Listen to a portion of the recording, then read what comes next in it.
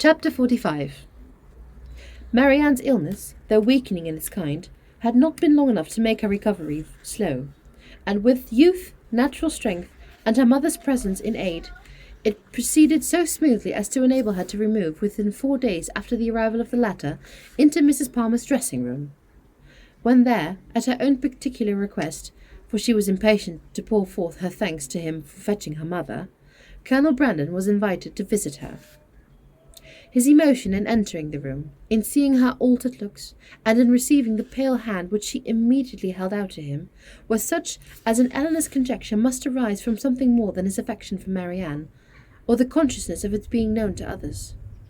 And she soon discovered in his melancholy eye and varying complexion, as he looked at her sister, the probable recurrence of many past scenes of misery to his mind, brought back by that resemblance between Marianne and Eliza already acknowledged, and now strengthened by the hollow eye, the sickly skin, the posture of reclining weakness, and the warm acknowledgment of peculiar obligation.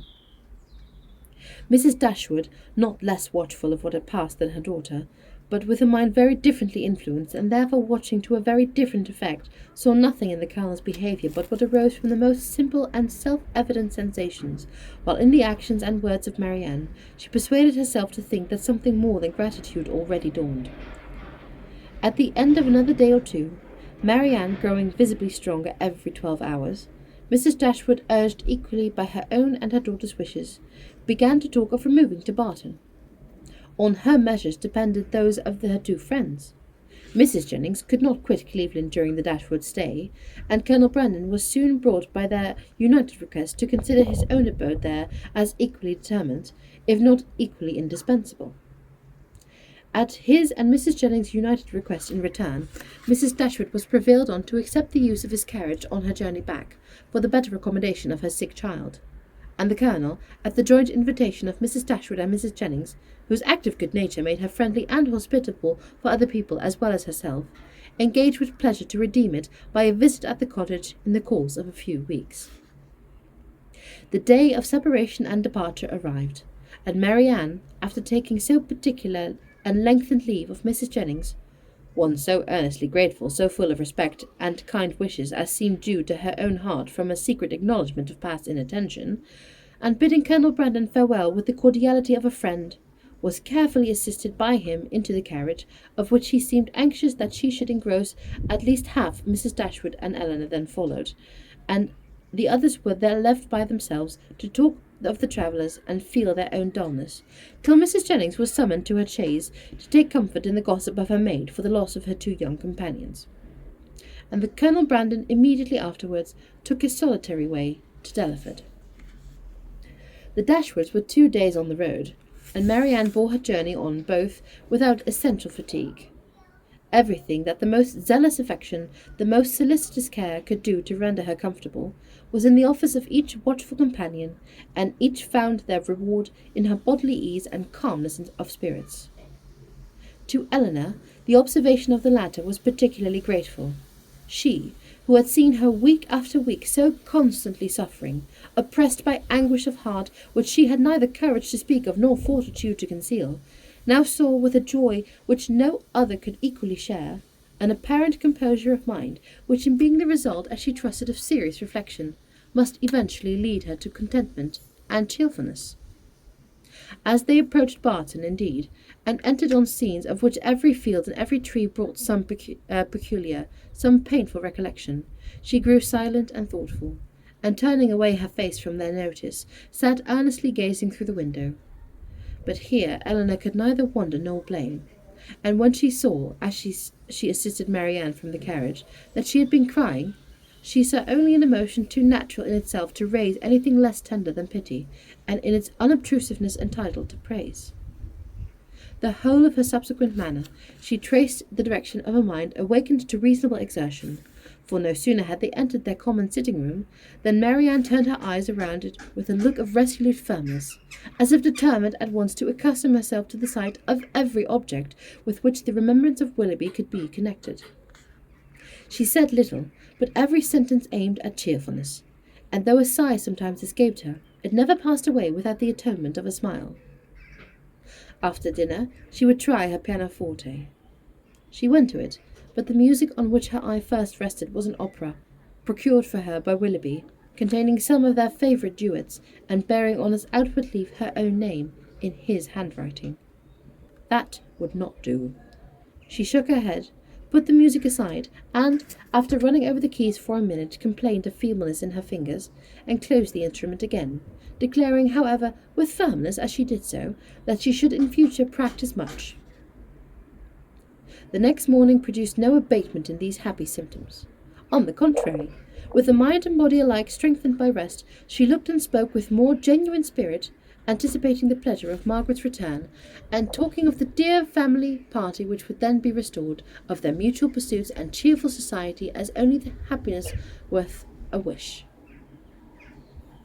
"When the weather is settled, and I have recovered my strength," she said, "we will take long walks together every day. We will walk to the farm at the edge of town and see how the children get on. We will walk to Sir John's new plantation at Barton Cross and the Abbeyland, and we will often go to the ruins of the Priory and try to trace its foundations as far as we are told one can reach. I know we shall be happy. I know the summer will pass happily away. I mean never to be later in rising than 6, and from that time till dinner I shall divide every moment between music and reading. I have formed my plan, and am determined to enter on a course of serious study. Our own library is too well known to me to be resorted for anything beyond mere amusement. But there are many works well worth reading at the park, and there are others of more modern production, which I know I can borrow of Colonel Brandon. By reading only 6 hours a day, I shall gain, the course of a 12-month, a great deal of instruction which I now feel myself to want." Eleanor honoured a plan which originated so nobly as this, though smiling to see the same eager fancy which had been leading her to the extreme of languid indolence and selfish repining, now at work in introducing excess into scheme of such a rational employment and virtuous self-control. Her smile, however, changed to a sigh when she remembered that her promise to Willoughby was yet unfulfilled, and feared she had that to communicate which might again unsettle the mind of Marianne, and ruin at least for a time this fair prospect of busy tranquillity. Willing, therefore, to delay this evil hour, she resolved to wait till her sister's health was more secure, before she appointed it. But the resolution was made only to be broken. Marianne had been 2 or 3 days at home before the weather was fine enough for an invalid like herself to venture out. But at last the soft, genial morning appeared, such as might tempt the daughter's wishes and the mother's confidence, and Marianne, leaning on Eleanor's arm, was authorized to walk as long as she could without fatigue in the lane before the house.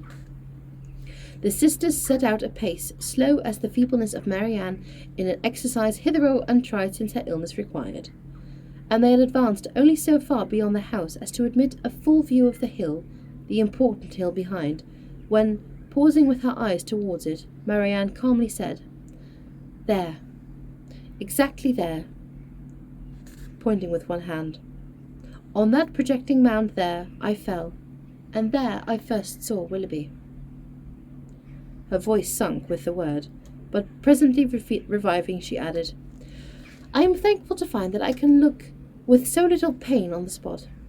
Shall we ever talk on that subject, Eleanor?" Hesitatingly it was said. "Or will it be wrong? I can talk of it now, I hope, as I ought to do." Eleanor tenderly invited her to be open.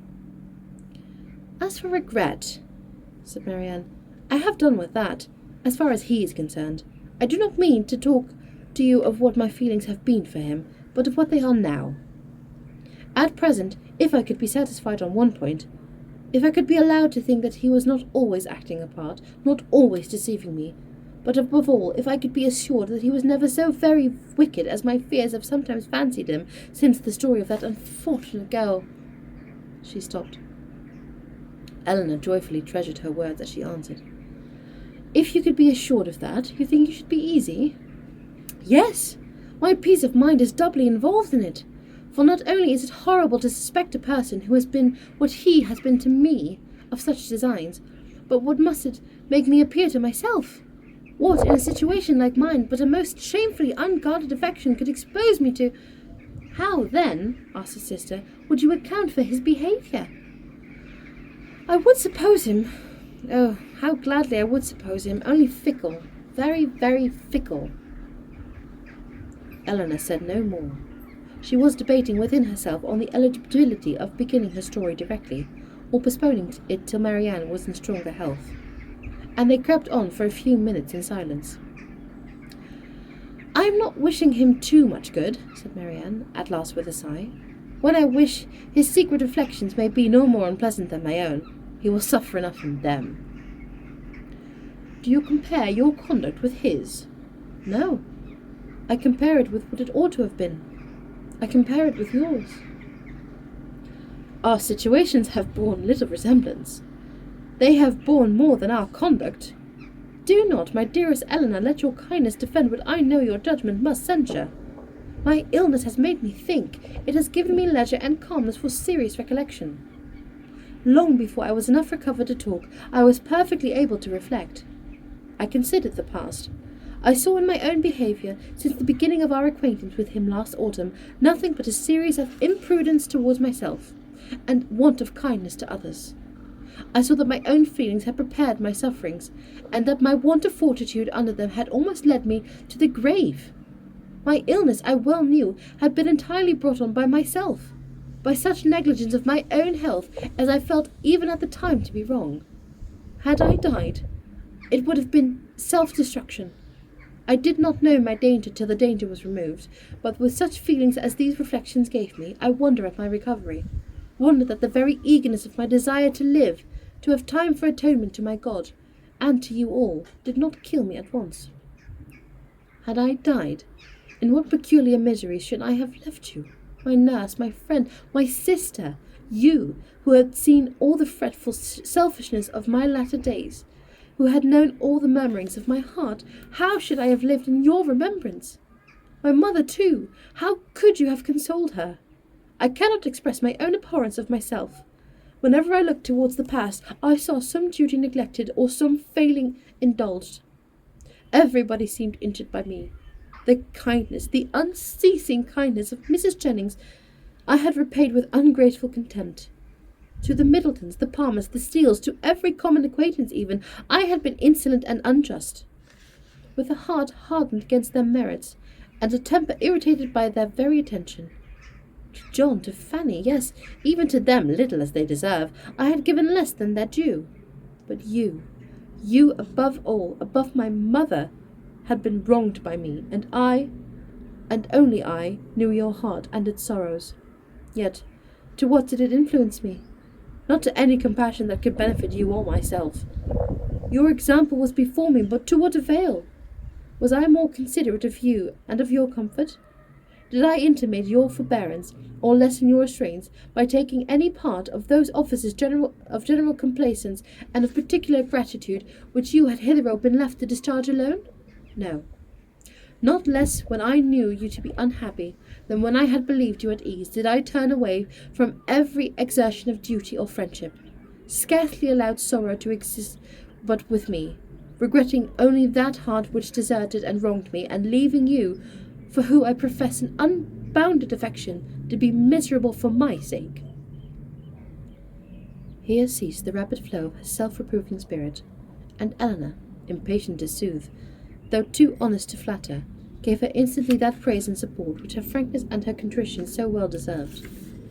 Marianne pressed her hand and replied, "You are very good. The future must be my proof. I have laid down my plan, and if I am capable of adhering to it, my feelings shall be governed, and my temper improved. They shall no longer worry others, nor torture myself. I shall now live solely for my family. You, my mother, and Margaret must henceforth be all the world to me. You will share my affections entirely between you. From my home, I shall never again have the smallest incitement to move. And if I do mix in other society, it will be only to show that my spirit is humbled, my heart amended, and that I can practise the civilities and the lesser duties of life with gentleness and forbearance. And for Willoughby, to say that I shall soon, or that I shall ever forget him, would be idle. His remembrance can be overcome by no change of circumstance or opinions. But it shall be regulated, it shall be checked by religion, by reason, and by constant employment." She paused, and added in a lower voice, "If I could but know his heart, everything would become easy." Eleanor, who had now been some time reflecting on the propriety or impropriety of speedily hazarding her narration, without feeling at all nearer the decision than at first, heard this, and perceiving that as reflection did nothing, resolution must do all, she soon found herself leading to the fact. She managed the recital, as she hoped, with address, prepared her anxious listener with caution, related simply and honestly the chief points on which Willoughby grounded his apology, did justice to his repentance, and softened only his protestations of present regard. Marianne said not a word. She trembled. Her eyes were fixed on the ground, and her lips became whiter than even sickness had left them.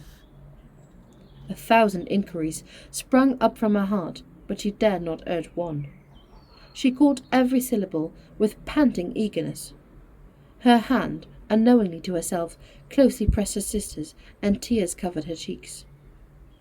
Eleanor, dreading her being tired, led her towards home, until they reached the door of the cottage, easily conjecturing what her curiosity must be, though no question was to suffer or to speak it, talked of nothing but Willoughby and their conversation together, and was carefully minute in every particular of speech and look, where minuteness could be safely indulged.